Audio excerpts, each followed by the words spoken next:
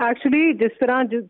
तरह प्रोसीडिंग्स चल रही थी कोर्ट में, जिस तरह जो काजी फायजीसा साहब पे उंगलियां उठाई जा रही थी, तो उस पे जो परसेप्शन बिल्डिंग है, क्योंकि पीटीआई बहुत अच्छी परसेप्शन बिल्डिंग करती है, परसेप्शन बिल्डिंग तो यही हो रही थी कि शायद फैसला जो है वो पीटीआई के खिलाफ जा रहा है, जिसकी वजह से पीटीआई इतना इस पे वावेला भी मचाए रही है। बट अगर आप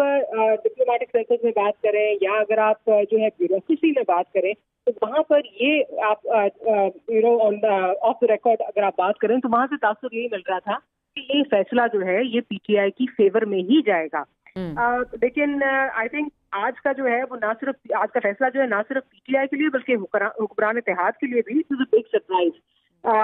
वजीर आजम और जो कैबिनेट मेंबर्स हैं सारे वो एक तकरीब में जो है वो बिजी थे, अजरबैजान के जो प्रेसिडेंट हैं वो आए हुए थे, उसमें बिजी थे।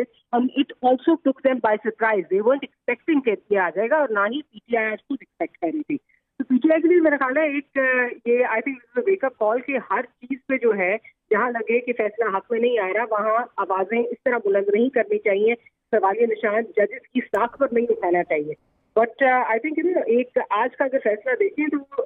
ऑल एंड ऑल डेमोक्रेसी के लिए और इस मुल्क में जो एक पोलराइजेशन है उसके लिए I think it's a step in the positive direction. तो आप क्या कह रही हैं कि इस फैसले के बाद कहीं ना कहीं पॉलिटिकल जो स्टेबिलिटी है वो आएगी और जो आवाजें उठ रही थी कि इंसाफ नहीं मिल रहा, एक मखसूस जमात जो कह रही थी कि उन्हें इंसाफ नहीं मिल रहा, उनके साथ ज्यादती हुई है, वो कहीं ना कहीं ठहराव आएगा?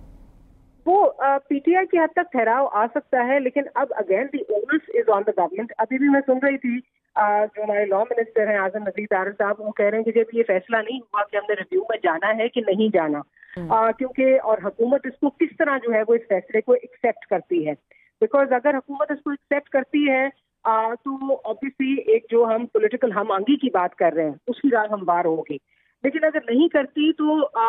ओके बड़ा मुश्किल है कि ये फैसला टर्न ओवर हो, बिकॉज एक फुल कोर्ट का जो है ये फैसला है, रिव्यू में बहुत चांसेस कम होते हैं। बट जो हम पोलराइजेशन की बात कर रहे हैं, जब तक ये रिव्यू का मामला चलता रहेगा तो वो पोलराइजेशन कायम दायम रहेगी, उसमें जो है वो कोई कमी नहीं आएगी। अगेन जो the onus lies on the government की हुकूमत इसको किस तरह लेकर चलती है। तो पीटीआई की हद तक कम से कम आज उनको थोड़ा जो है वो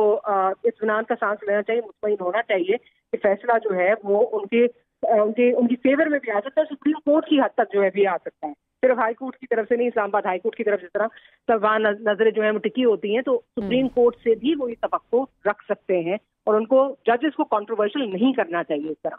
बिल्कुल सही है। मुजम्मिल सोहरावर्दी साहब, अब इस फैसले के बाद कहीं ना कहीं ये हो सकता है कि बानी पीटीआई की जो मुश्किलात हैं वो भी कम होती हुई नजर आए? देखिए, यकीनन मैं समझता हूं कि फैसले ट्रेंड सेटर्स होते हैं, फैसलों को नीचे तक उनका ट्रिकल डाउन इफेक्ट होता है। जो सुप्रीम कोर्ट की राय है